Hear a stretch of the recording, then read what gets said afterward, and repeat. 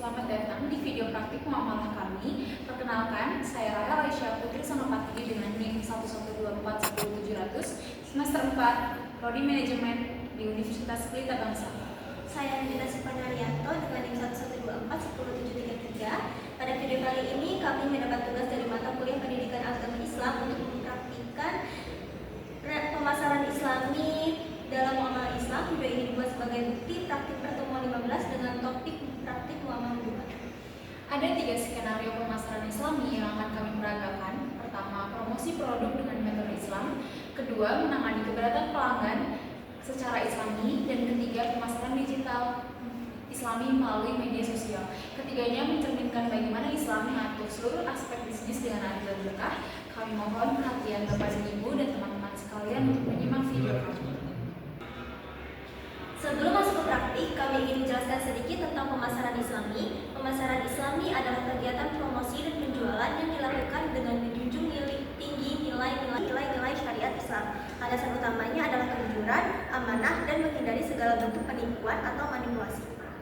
Dasar hukum pemasaran Islami antara lain sabda Rasulullah SAW yang diriwayatkan oleh Imam Tirmizi. At-tajir sabutul amin ma'an nabiyyin was-siddiqin wasyuhada. Artinya, pedagang yang jujur dan amanah akan bersama para nabi, orang-orang yang siddiq dan para syuhada. Hadis riwayat Tirmizi.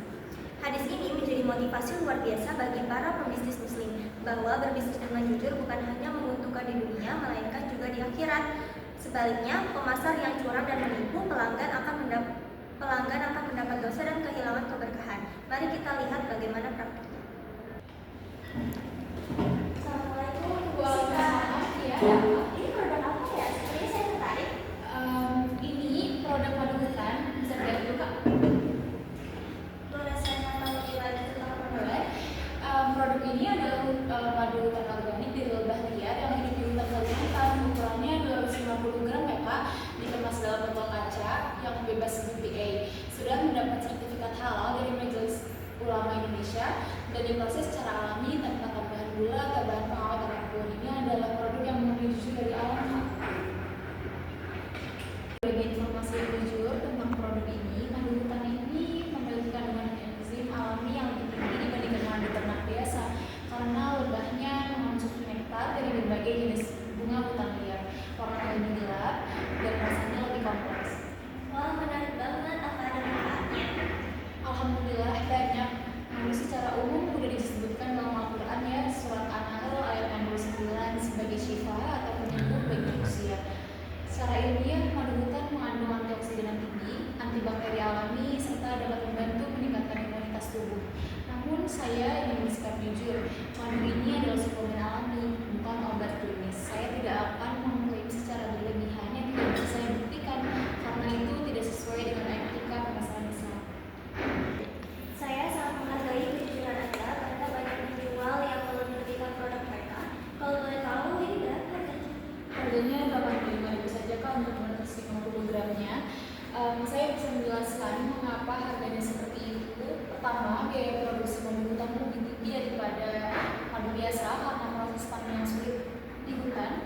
Kedua, pengemasan higienis dengan botol kaca, serta biaya sertifikasi halal yang kami tanggung untuk memberikan kepastian kepada konsumen Islam. Harga ini sudah kami hitung dengan margin yang wajar dan tidak berlebihan. 3. Kami juga menyediakan tester agar Anda bisa merasakan langsung kualitasnya sebelum memutuskan. Silakan dicoba.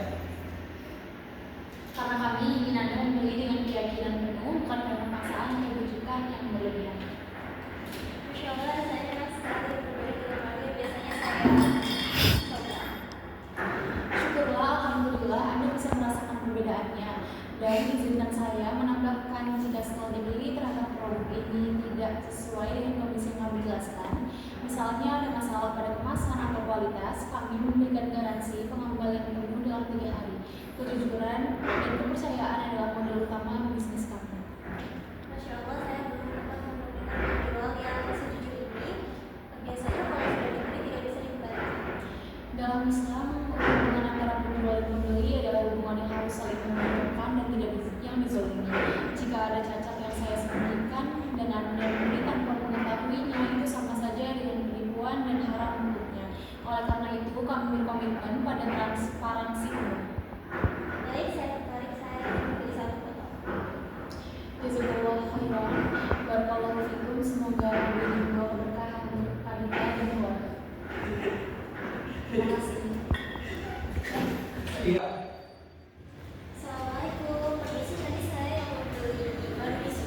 Waalaikumsalam, apa yang bisa saya bantu?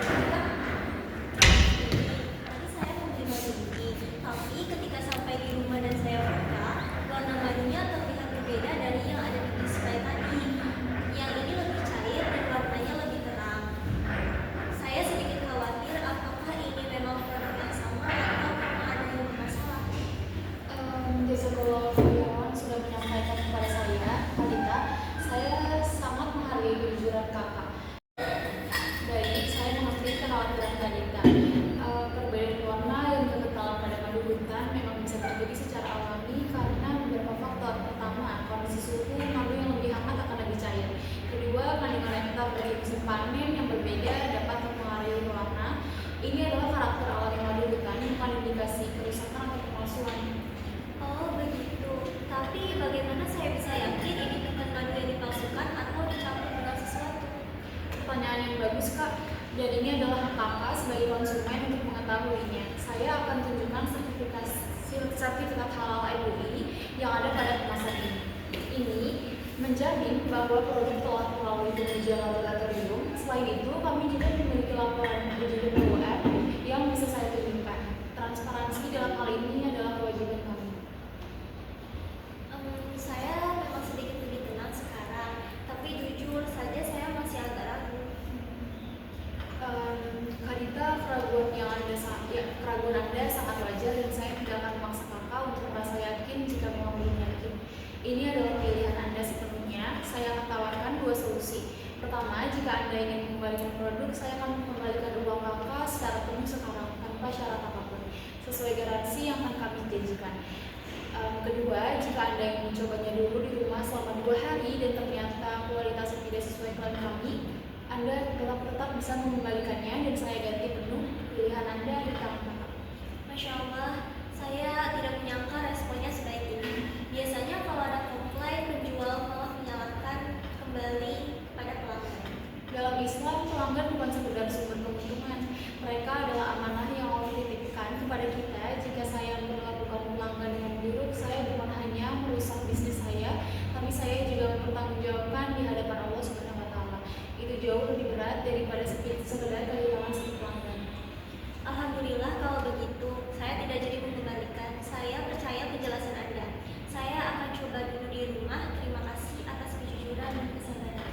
Syukurlah barakallahu fikum, dan jika masih ada pertanyaan apapun setelah Anda mencoba di rumah, jangan segan untuk menghubungi kami selalu siap membantu. Alhamdulillah kita telah menyelesaikan praktik skenario pertama. Sekarang kita akan beralih ke skenario kedua dan tidak kalah penting. Bagaimana seorang pemasar muslim menghadapi keberatan, kritik, atau bahkan komplain dari pelanggan. Dalam pemasaran Islami, pelanggan yang kecewa atau memiliki keberatan bukanlah musuh. Mereka adalah amanah yang harus ditangani dengan sabar, jujur, dan penuh rasa tanggung jawab. Nabi Muhammad SAW bersabda bahwa seseorang muslim yang baik adalah yang paling baik akhlaknya dalam bermuamalah. Mari kita praktekkan.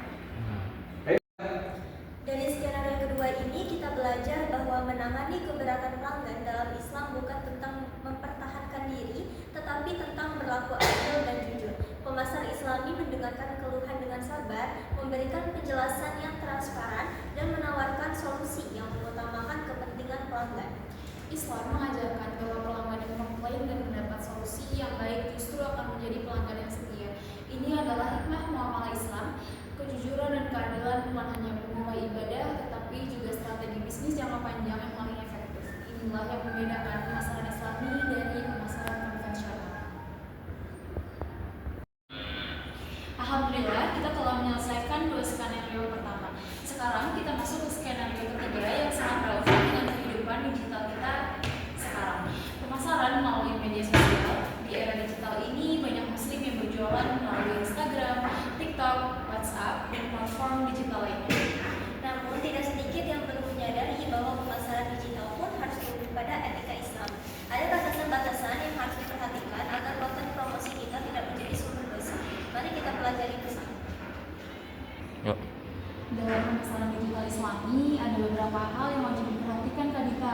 Pertama, konten visual Foto dan video produk harus jujur, tidak diedit secara berlebihan yang dapat menyesatkan. Jangan menggunakan filter yang terlalu ekstrim hingga warna produk terlihat jauh berbeda dari aslinya.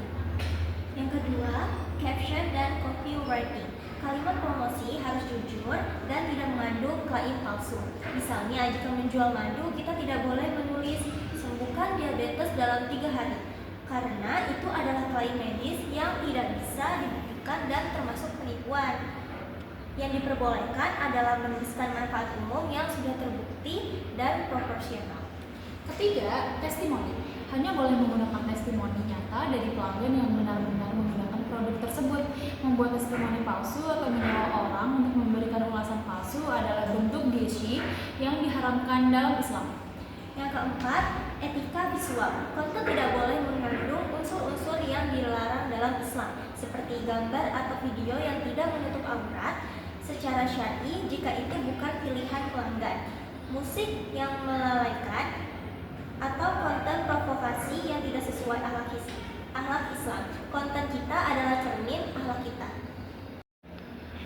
Ini adalah contoh caption yang sesuai etika Islam untuk postingan produk madu kita. Caption ini memenuhi standar pemasaran Islami karena tidak ada klaim medis berlebihan, ada disclaimer jujur bahwa produk bukan obat, mencantumkan informasi harga secara transparan, dan mengandung doa yang tulus. Caption ini juga tidak menggunakan kata-kata hiperbola yang menyesatkan seperti terbukti disembuhkan atau satu-satunya di dunia yang merupakan klaim tidak terverifikasi. Oke, kita simulasikan pembuatan konten video pendek untuk promosi madu hutan kita. Ingat, konten ini harus memenuhi standar etika Islam. Siap? Bismillah, siap. Assalamualaikum teman-teman. Hari ini saya mau berbagi tentang produk yang sudah saya gunakan sendiri selama 1 bulan terakhir, madu hutan organik dari Kalimantan. Yang membuat saya tertarik adalah sertifikat halalnya terjamin, kandungan alaminya yang tidak ada campuran gula sama sekali, dan rasanya yang benar-benar berbeda dari madu biasa.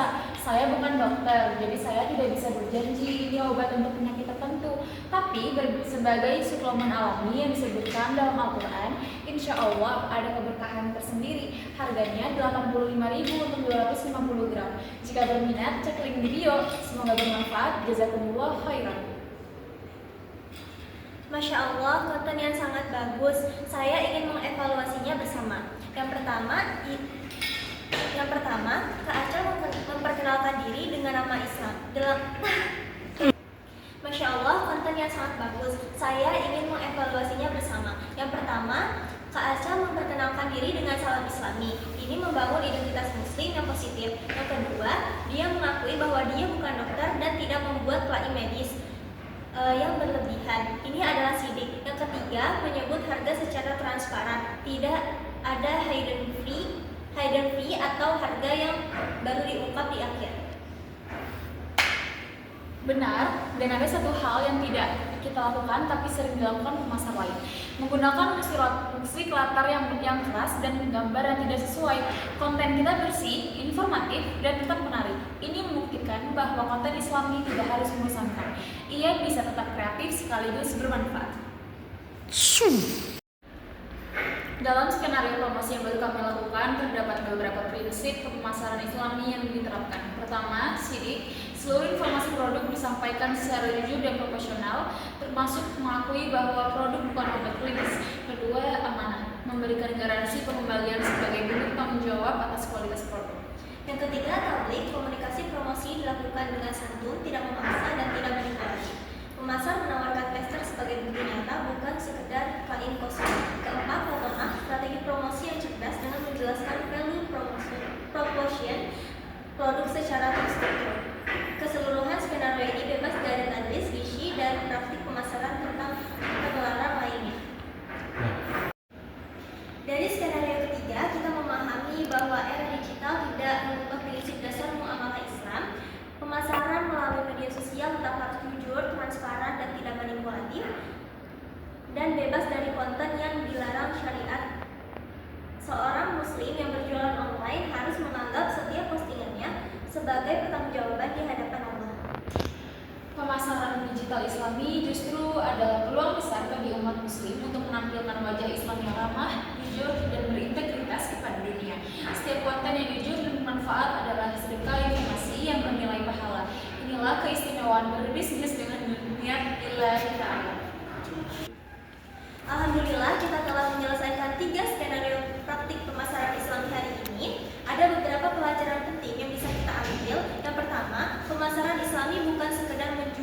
produk halal yang mencakup seluruh proses pemasaran, dari cara mempromosikan, cara berkomunikasi dengan pelanggan, cara menanggapi offline, hingga cara membuat konten digital yang semuanya harus tunduk pada prinsip syariat Islam.